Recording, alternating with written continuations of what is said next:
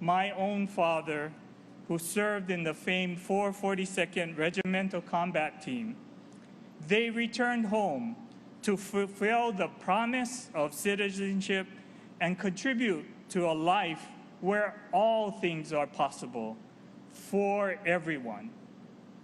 Like you, I stand on the shoulders of all of these men and women and can stake my claim to life, liberty, and the pursuit of happiness because of their actions. After the war, they transformed their fight against tyranny into a life based on the democratic values and purpose, showing us that democracy must not only be defended at all costs, but lived along all avenues by you and me doing what we do each and every day. That is vigilance. That is resilience. That is courage. We look at history because it tells us where we've been. We study history because it teaches us how to discover where we want to go. I don't have to tell you that this remembrance has been dramatically scaled back from original plans because of the ongoing pandemic. And perhaps that's for the best. In moments like these, we tend to get caught up in the pomp and circumstance and sometimes forget the real reason why we gather, all of these veterans. Moreover, we tend to toss the label hero around freely these days, but these veterans truly exemplify the strictest definition of heroic. Their actions stand up to the rigid test of the heroic, and their lives set an example for all of us to follow. Some compare fighting a pandemic akin to fighting a global war. That may or may not be an accurate comparison. What I do know is that we cannot go wrong in following their example in the face of any adversity. Their courage under fire, strength of character, resilience over time provides a clear roadmap for us to follow in all that we do, whether we are fighting a social injustice or a virus. And so there remains only one thing left for us to say to them. Thank you. Thank you.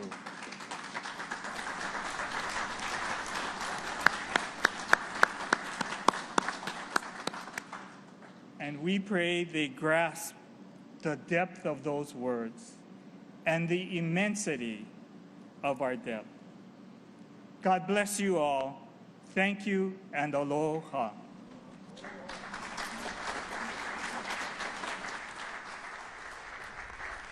Thank you, Governor Ige. I'd also like to recognize Dawn Amano Ige, the Governor's wife, who's with us today.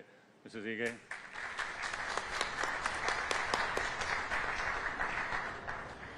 General Mark A. Milley, the 20th Chairman of the Joint Chiefs of Staff, would like to take this opportunity to pay tribute and to thank our World War II veterans for their bravery and sacrifice in service to our nation.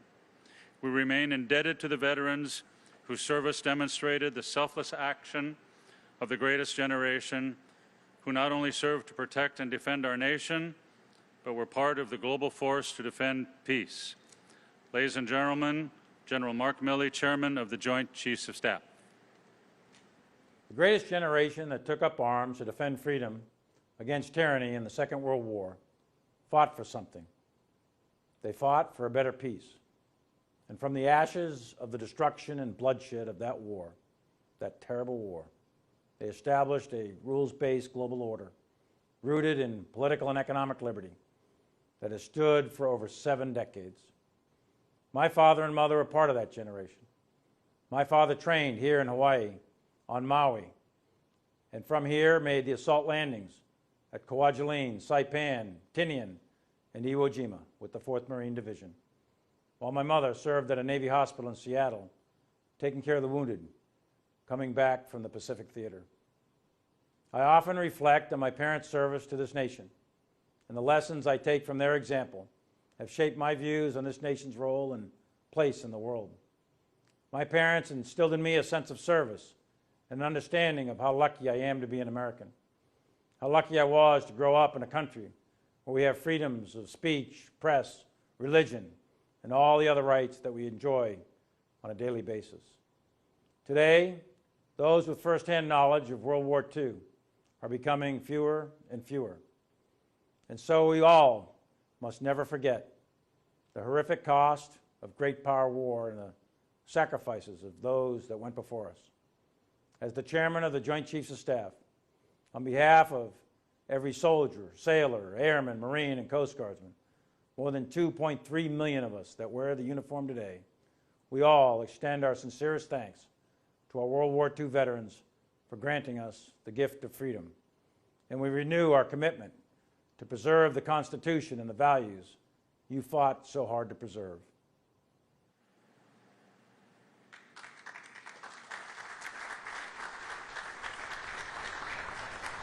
We're honored to have one of our honorary Blue Ribbon Leadership co-chairs with us today, Admiral Philip Davidson, Commander, U.S. Indo-Pacific Command, America's oldest and largest military combatant command. As a surface warfare officer, Admiral Davidson has deployed across the globe in frigates, destroyers, cruisers, and aircraft carriers, and he has held command at every level. At U.S. Indo-Pacific Command, he is responsible for all U.S. military activities in the Indo-Pacific, covering 36 nations, 14 time zones, and more than 50% of the world's population. Ladies and gentlemen, the Commander, U.S. Indo-Pacific Command, Admiral Phil Davidson.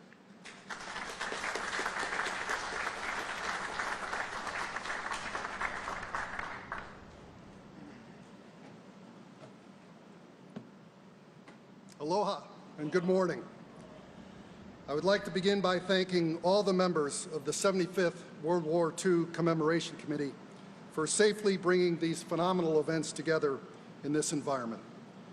We are honored today to have the Secretary of Defense here with us to help commemorate the occasion, as well as his wife, Leah. Thank you, Mr. Secretary. We're grateful that you could both be here today.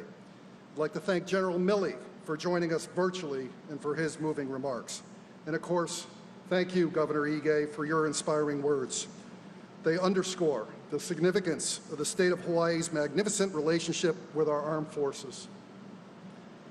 As we celebrate the 75th anniversary of the end of World War II and our Allied victory in the Pacific, we remain forever indebted to our World War II veterans. They helped defend the world from tyranny. We are deeply honored that those from Hawaii, some of those very same veterans, could join us today in person, with many more joining us virtually around the globe. And indeed, the rest of them are here with us in spirit on the historic deck of the U.S.S. Missouri. This battleship, both signal of strength and symbol of peace, owes much of its legacy to the 33rd President of the United States, Harry S. Truman. It was hardly a surprise when President Truman selected the U.S.S. Missouri as the formal site to officially end the war. After all, the proud Missouri native's only child, Margaret, served as this ship's sponsor. And President Truman spoke at this ship's christening and also attended her commissioning. Well, one can only imagine how President Truman hoped the pride and joy of his home state would live on in the hearts and minds of Americans for years to come. And I mention this for two important reasons. First, to highlight that the Mighty Mo, this iconic American museum today, is the epitome of the arsenal of democracy that willed us to victory. In part, honoring the men and women of our greatest generation who supported the war effort in factories and shipyards across the country. And of course, the second reason is to provide a clear reminder of how the history of September 2nd, 1945 lives on. September 2nd is the day that the United States and our allies turned tragedy into triumph, violence into victory, fighting into freedom, loss into liberty, and peril into peace. A day that marks the very beginning of the rules-based international order, an order responsible for some 75 years of peace, prosperity, and security that helped not only to liberate hundreds of millions, but to lift billions out of poverty, and all to a level of prosperity previously unseen in human history. Certainly, the post-war period of regional peace and stability must not be taken for granted. Today, the world faces great challenges. You heard Governor Ige talk about the coronavirus pandemic. But as well, an emboldened Communist Party of China seeks to change the world to one in which Chinese national power is more important than international law. Beijing is using a whole-of-party approach to coerce, to corrupt, and to contest the rules-based international order. Today, as we address the strategic threat of China and the other security challenges throughout the Indo-Pacific region, the memory of our greatest generation lives on. It lives on in our soldiers, our sailors, our airmen, Marines, and our Coast Guardsmen today. Each and every day, we remember our World War II heroes, and we pay tribute to them by continuing to defend the values of a free and open Indo-Pacific, to keep America, our allies, and our partners free from tyranny, and defend our shared values, our inalienable rights of life, liberty, and the pursuit of happiness. May God bless all the veterans of World War II, the men and women of the armed forces, the great state of Hawaii, and indeed, may God bless the United States of America. Thank you.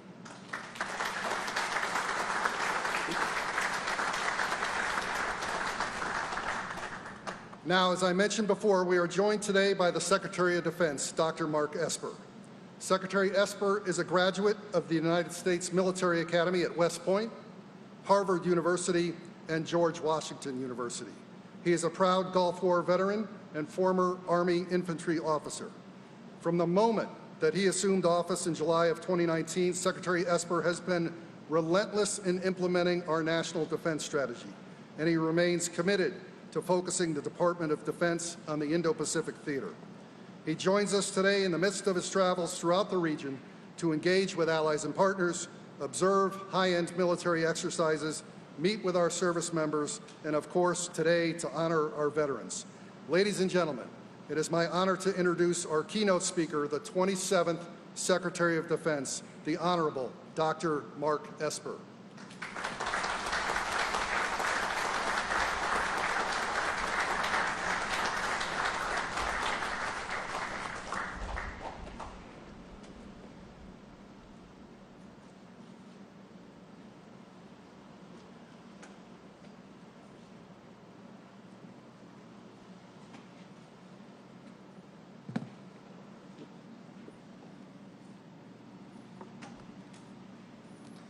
Aloha, everyone, and thank you for joining us on this special day. Thank you, Admiral Davidson, for that kind introduction. Thank you, General Milley, for your words, and thank you, Governor Ige, for the warm welcome and hospitality. On behalf of President Trump, thank you all for being here today. It is my great honor to be on the deck of this historic ship as we commemorate the 75th anniversary of the end of World War II and commemorate and reflect on the sacrifices and victories of our service members and allies who helped fight for and secure peace. I would like to extend a very special welcome to the members of the greatest generation here with us this morning, whose remarkable stories of courage and heroism are forever etched into our nation's heart and history. It is because of your selfless service and your sacrifice that we live in peace and prosperity today. and it is your legacy that inspires us in our efforts to uphold the freedoms and values for which you so nobly fought. Thank you all very much.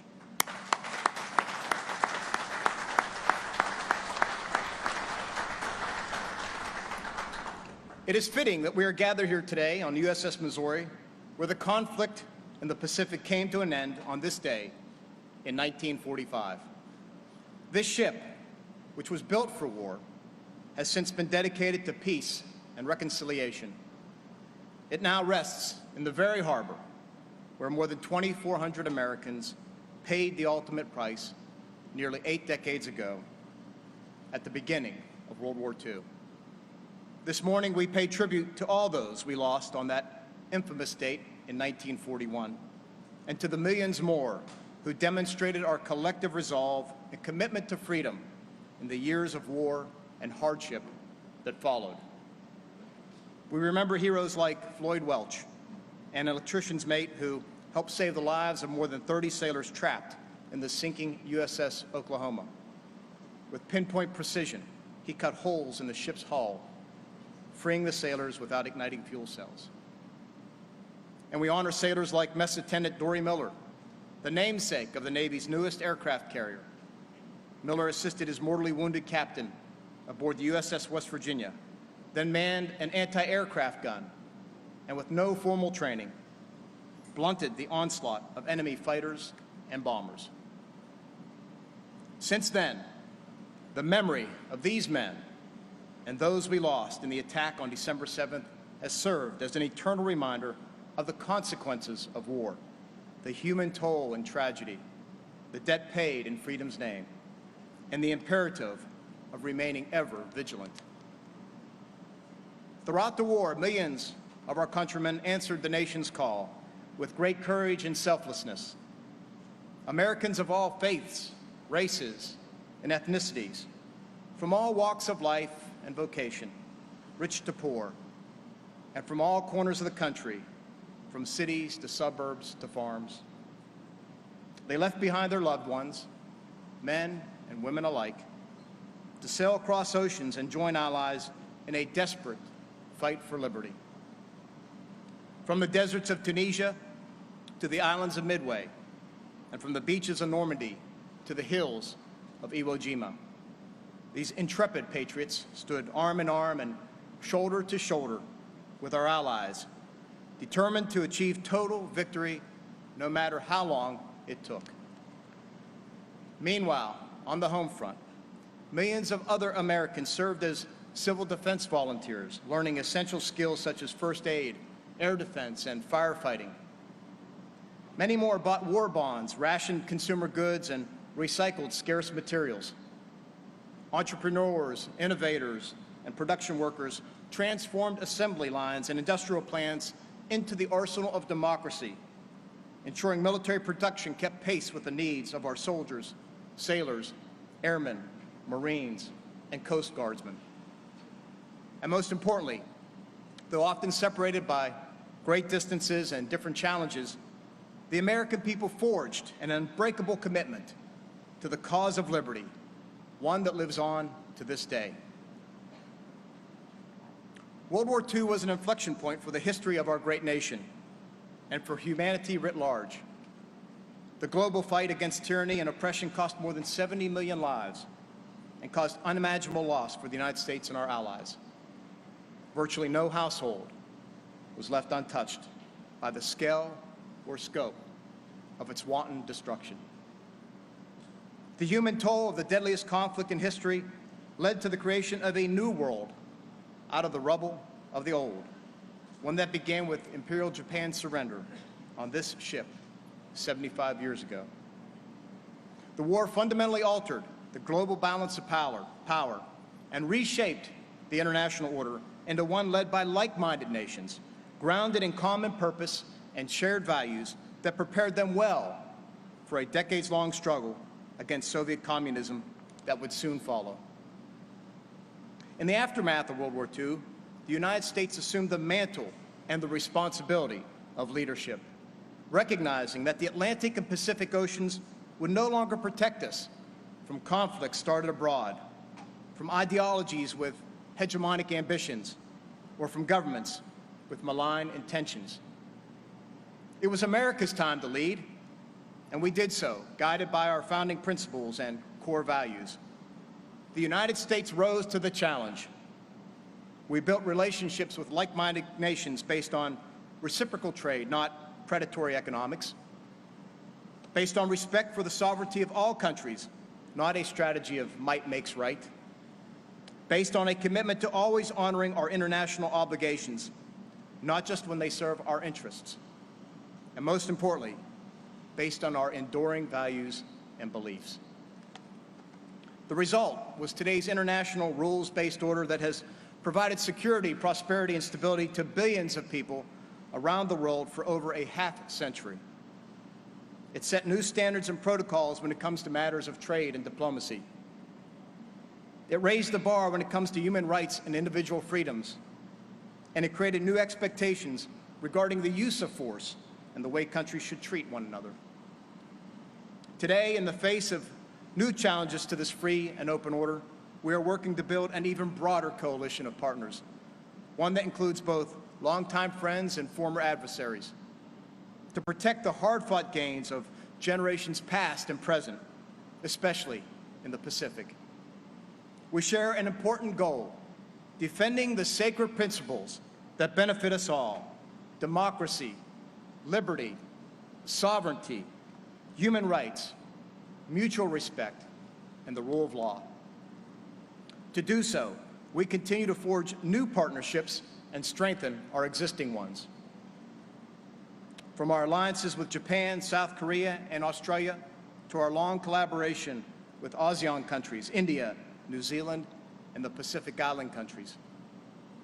Growing, deepening, and unifying this network must remain central to our collective strategy to ensure peace and prosperity for another 75 years